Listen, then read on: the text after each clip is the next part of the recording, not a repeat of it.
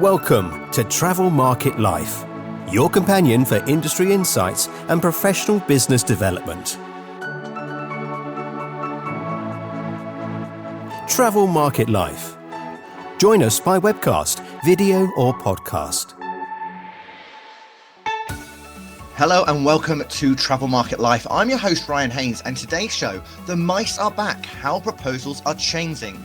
The global meetings, incentives, conferences, events industry is expected to reach a whopping $1,337.4 billion by 2028, according to Allied Market Research.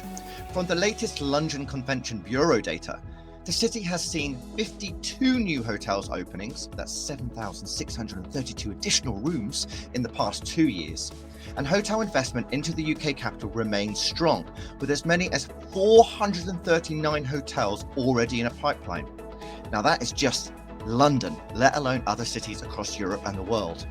Obviously providing a significant increase in choice to event planners and business travellers. So there is huge opportunity, yet huge competition for hoteliers. In addition, there are wider considerations making an impact. According to the ICE annual benchmarking report, 77% of respondents said sustainability had become their key challenge. Well, today I'm going to be speaking to Joost Dovedans, the head of sales of Proper Sales. Travel Market Life. Hiya, Joost. Thanks ever so much for joining us today. So, as we saw there in the introduction, there's a huge change in the market. Pandemic has really sort of shaken things up. What are you seeing as you get back out on the road and speaking to hoteliers? Hi, Ryan. Thanks for having me.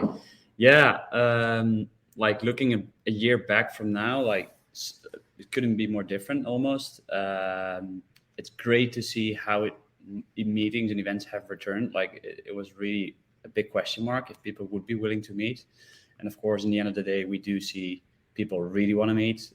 People still love to meet face to face and just really meet up, not only on events, but also just in general, customer meetings, internally, externally.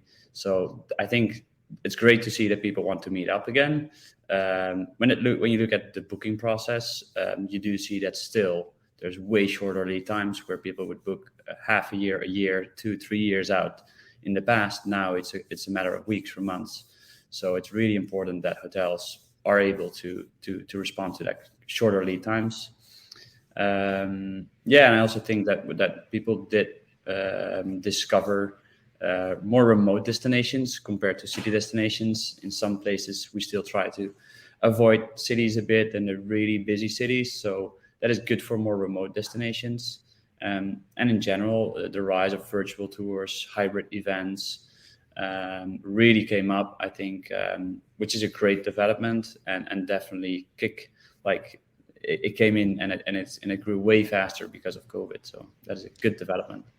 I mean, it's been a fascinating year, really, with the event space. You and I have been out on the road. We've crossed paths a couple of times, and really the dynamics that even I'm seeing in the industry of hospitality and travel is very different. You know, the big, huge trade shows are not as big and huge as they used to be, but the smaller conferences are certainly attracting a whole new audience as they're really focusing on very specialist topics and niche subjects. At the same time, we're hearing these corporates as well, not necessarily having everybody in the same office Monday to Friday 9 to 5, and they're more remote working, so they're going in for 2 or 3 days a week.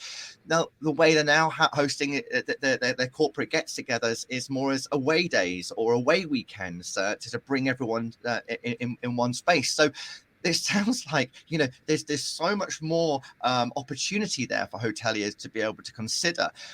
How are you seeing hotels perhaps adapt to their offering, or what are some of the trends that you're seeing from the event planners and MICE management themselves?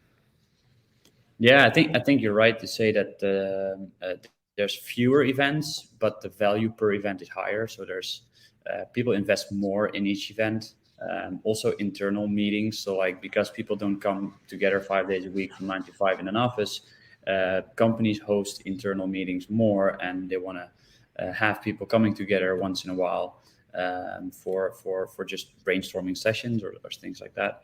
And then, like I said before, like 3D tours and virtual tours is really something that that hotels have adapted and that grew way more than before. Metaverse, like more and more vendors in that space come up, and it's cool to see how hotels really adapt that and how customers also enjoy using it.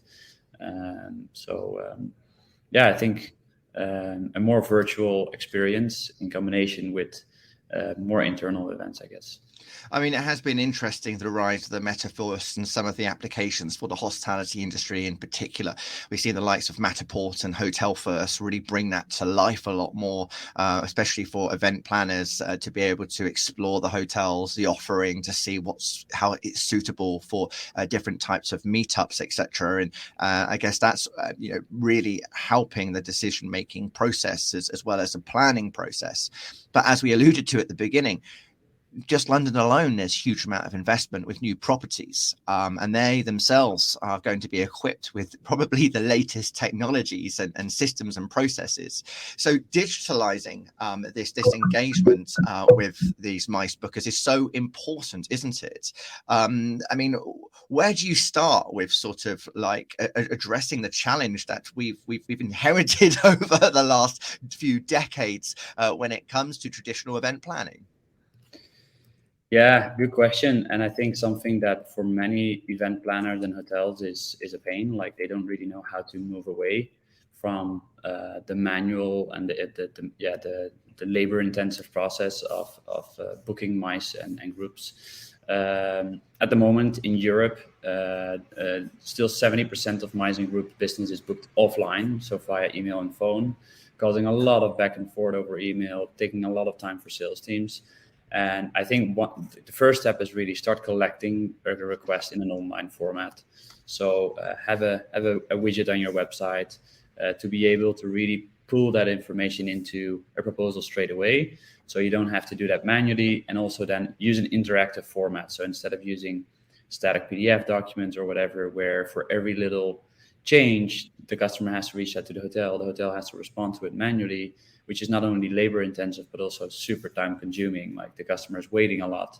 So really start with an interactive format and start collecting that data in an online way. And of course, people will tend to email and call you in the first place. But then if you push them into using that online format of filing their request, hotels will be able to also respond in a way faster in online format. I mean, the proposal process in total, I mean, if you think about the factors that need to be considered, I guess there's so many huge number of features from whether is it going to be catered, not catered, are you going to have rooms, are you not going to have rooms, how many rooms you want, how many people, how many chairs, how much seating, how much lighting, whether there's going to be a stage. I mean, it could go on and on, really.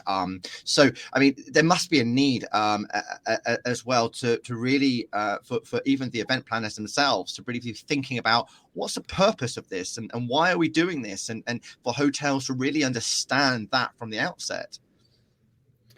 Yeah, I think the larger chains have really tried to fully automate the process of booking MICE and groups business. And I think they came back from that because, as you said, it's simply too complex. There's too many, like a room, you have a few room types, it's with or without breakfast. That's basically it, right? It's fairly straightforward, but there's so many complexities. And I believe that hotel, like guests don't want it to be fully automated. They want it to be fast and efficient and personalized, but they don't want it to be fully automated simply because it's not fast and it's not personal and it's not easy.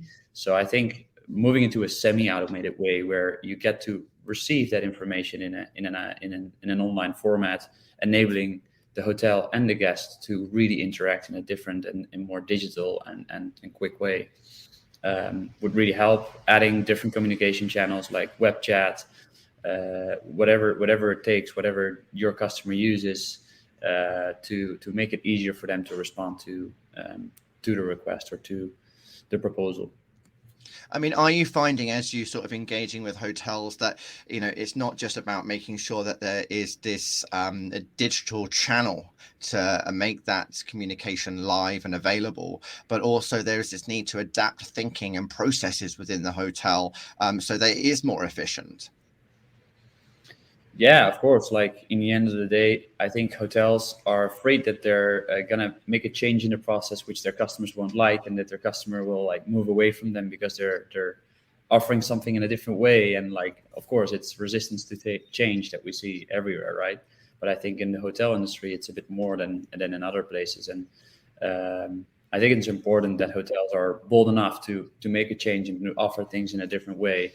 And I think we don't have to be afraid that customers don't like the change. I think they will really enjoy it, and that's also what we see. Like customers, in the end of the day, we buy things in a different way than we did it in 10 years ago, right? Everything we buy on our phone, we buy it online, and it's not because we were asking for it. It was because it was offered to us by companies like Amazon, Booking.com, Gorillas. You can have your groceries to your doorstep within 10 minutes if you want.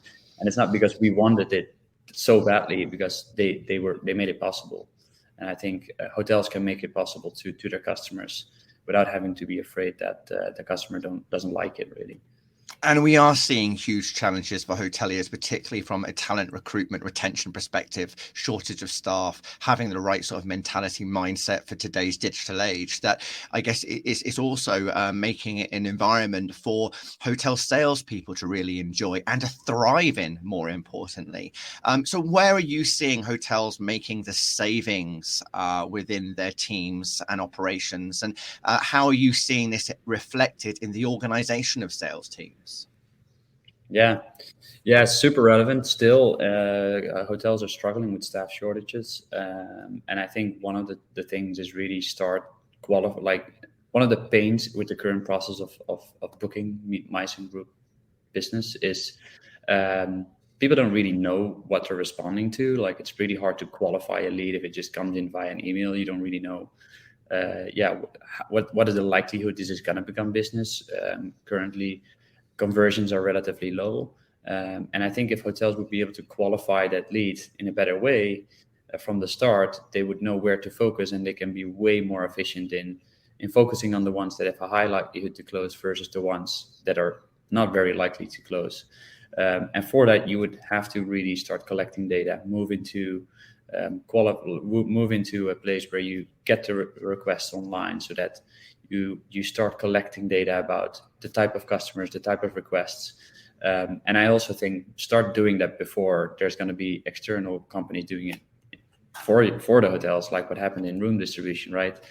We don't want Cvent to start walking away with the data of the hotel and start becoming more intelligent than the hotel about their customer, which is the case when you look at OTAs, right? They have all the data, but they're just not sharing it. And I think that's one of the good things about Meissen Group. Still 70% is offline, but also 60 to 70% is still direct, which is an amazing opportunity if hotels tap into that opportunity and keep it that way. But for them to keep it that way, I think they need to be really on their toes with optimizing the process, become faster, have the right systems in place to have those people in the organization respond fast, respond in a way that customers like, to like have a mobile friendly proposal, have something that is interactive so that you can actually respond to without having to call or email and wait for a response. And that will also make sales teams way more efficient. So it's really about speed, personalization, and efficiency. And I think, again, moving into an online format and a data-driven approach will make sales teams way more efficient in the end of the day. Thank you. Wonderful. I think that's really insightful, and as you say, particularly important, because if it's direct booking and for these sorts of events, it's huge value to the hotel. It's huge amount of revenue, and it's not worth giving that over to a third party, as you say, losing your data, but then also the huge amount of commissions you end up being charged on top of that. Now, I mean, proper sales, not been long in the marketplace, really. Still quite young and building your positioning, but you've been incredibly active in the marketplace. Seeing you guys everywhere, which is just fantastic. So kudos to you guys. But can I ask you, what are the challenges that you guys as a business are facing to engage hoteliers nowadays, particularly at this day of age, with your value offering and get the attention that you need? Yeah. I think number one is resistance to change. That is something our industry, like that I've seen in the previous travel tech companies I've been. It's just a resistance to change, and especially because we are a fairly new solution, like you said, and not many hotels have a specific proposal tool in place. So we're not replacing any vendors. So they don't sometimes see the urgency of having one. And then with that resistance to change comes also the resistance to giving the customer something that they're afraid they might not like. So they always liked that PDF document, and they know the process for that. Why would we give them something else? What if they don't like it? I think that is something that is sometimes holding back. And then lastly, connectivity remains a hot topic, which is a good thing. So we are building more and more connectivities with PMS systems and CRM systems. But I think it's been the talk of the town, of course. Like, everyone wants everything to be connected, although that doesn't mean that if it's not connected, it cannot bring value or more value. And for that, I think I'm trying to always say, like, hey, take it a step at a time and aim for it to be better than it was, and don't aim it for it to be perfect, because, like, in all honesty, we're not going to make it perfect from day one, if it's ever going to be perfect at all. So aim for it to be better than it was, and based on that, make your decisions. Juice, thank you very much indeed. Appreciate you joining us. Thanks a lot, Ryan. It was great being here. So he brings up some really interesting points there, and it's certainly worth checking out some of the library of podcasts that we have on Travel Market Life, where we do talk about APIs and integrations, and we talk about the wider tech stack and how hotels have really sort of adapted to that and really gone on the process with vendors to make sure that they have the right integrations in place for the right reasons. You can join us again, as Justus mentioned. We'll be at the International Hotel Technology Forum 2023 in Austria. Also, at the end of January on the 31st, join us at the Global Revenue Forum in London, Milan, or Stockholm, or virtually. I've been your host, Ryan Haynes. Thank you ever so much for joining us. This is Travel Market Life. Ciao for now. For more, go to Travel Market Life. The music sensation by Zach Nelson is reproduced under license from Storyblocks. Travel Market Life is a Haynes Marcoms digital marketing agency production, serving the travel and technology industries.